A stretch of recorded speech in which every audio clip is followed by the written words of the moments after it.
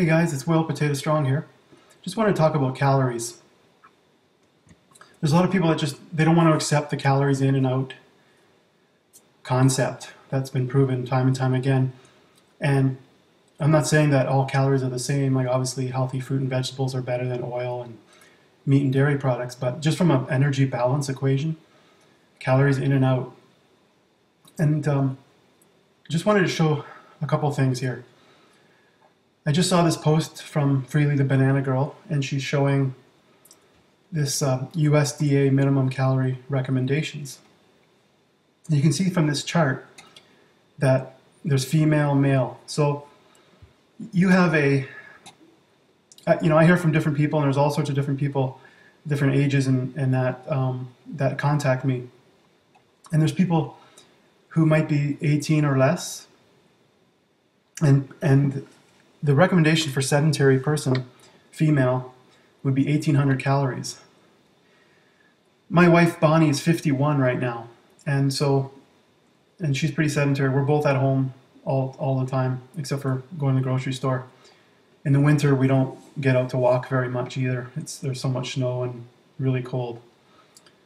But just based on a sedentary person who's 51 or more, the calorie recommendation is 1,600. If you start to exercise, moderately active, there's 200 added there. And if you are active, then there's 400 to 600 calories added. So what this means is, and I'll talk about this a little bit in the next section, you've got a basal metabolic rate. So that's the calories you need to function for your brain, for your organs, just your heating yourself, just all the calories that you would need. And it's pretty close to the sedentary amount. And then if you were to burn, 500 calories exercising, then of course that would add, if you want to maintain your weight, that would add, that much calories that you need to eat to maintain that. For a male, now I'm 45, so that's in this range. 2,200 is for sedentary. And, it goes up from there. So the whole point of this chart and the next calculator that I'll show you is that there's a basal metabolic rate, which is the basic, amount of calories you need to function, and then an added portion for activity level. And that'll depend on whether you want to maintain your weight, you want to lose some fat, or gain, if you need to gain. And you can see there's differences when they're really young. It goes up and then it goes back down again. And so let's just go to the next page here. People ask me a lot about calories, and we're often really bad at estimating calories. A lot of us underestimate what we eat, little snacks, and we don't, unless you measure everything. And there's also people that overestimate, but the majority of people will underestimate if they're having trouble losing weight. If we want to actually calculate our requirements, and I just want to preface the saying that I don't count calories. I just eat until I'm satiated. Some people may need to, I don't generally recommend counting, but there's people that are really out of sync or out of touch with their own body and eating till they're satiated. They don't know when to stop, and they just can't make that connection. Because all animals, except for the ones that we have, like cats and dogs and pets, are, kind of manage their own weight without counting calories. So if I'm going to take a female who's 51, and let's say 5'4", and they're 110 pounds, sedentary, little or no exercise. So it shows here that they need 1,300 calories to maintain. Now if I go in here and I say, now here's the thing, they've got different activity levels, and this can be a bit of a gray area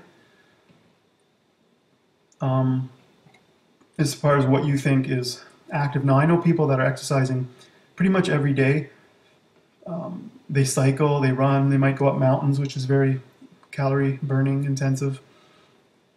So, let's just say very active. So you have 1300 for a sedentary. And if I say very active, you can see it went up to 1896. So, and if I go extra active, 2000. And that's for somebody who's really light, 110 pounds. What you notice is when I lost weight, I was over 206 pounds. As I lose weight, the weight loss starts to slow down because I'm not as heavy. So when I move around, I don't burn as many calories, and all the fat and everything is active. It needs energy to feed the cells that you have. So as you lose weight, your basal metabolic rate goes down. The amount of energy needed to function goes down. So that's why people tend to plateau. So, I've been basically eating the same amount of food that I ate when I started this. And so I'm going to reach an equilibrium point. And so this will vary. If you have somebody who, I'm going to put in my situation, 45, male, let's say 6 feet, something like me, similar to me, and I'll put in, say, 175, and let's say I go little or no exercise. So you've got 2060. Now just for interest, I'm going to put basal metabolic rate, 1717. So they're assuming that just a little bit of walking around is going to burn 300 calories. Now I'll actually sit a lot and sit on the couch, sit in the chair by the computer. I don't really have to walk very much. So just to summarize, you've got your basal metabolic rate. You can see here.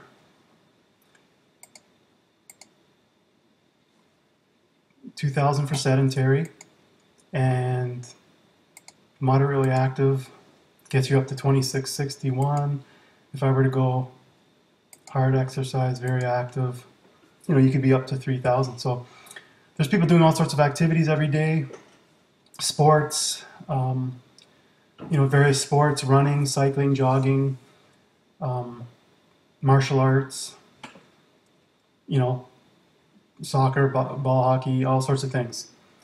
I'm on the web, I'm on the internet a lot, playing guitar, practicing guitar, I watch TV. I did get a death cycle, and I do some weight training, but it's very short, like half an hour, an hour, and it's only a few sets, and it's only 2 or 3 times a week. So the bottom line is there's no magic number that everybody should try to reach. It's the calories that you need are going to be based on your age, your gender, your height, and your weight. The lighter you get, or the lighter you are as a female, the less calories you're going to need. Now, the beauty of high carb, low fat diet is you can eat a lot of volume of food and you're not getting the calories that you would get if you ate a standard American diet. So if you're eating a standard American diet and you're trying to reach, a certain calorie amount, you basically have to eat a smaller amount of food, so you'll see a lot of portion control, because you just can't eat that many eggs and bacon and steak and stuff like that. So when you go high carb, low fat, you're able to eat a higher volume of food. And there's different approaches: starch solution, eat to live, 80-10-10, more fruit, more starch, more vegetables and beans, also all sorts of different approaches. Even paleo, I don't advocate any of the diets that have animal products, but essentially what you're doing is to lose weight is to lower your caloric intake, or increasing activity. So it's really basically science, and I don't really use this as far as calculating calories or measuring, but there are some people maybe at first that need to do this if they're out of touch with just their natural hunger and satiation signals.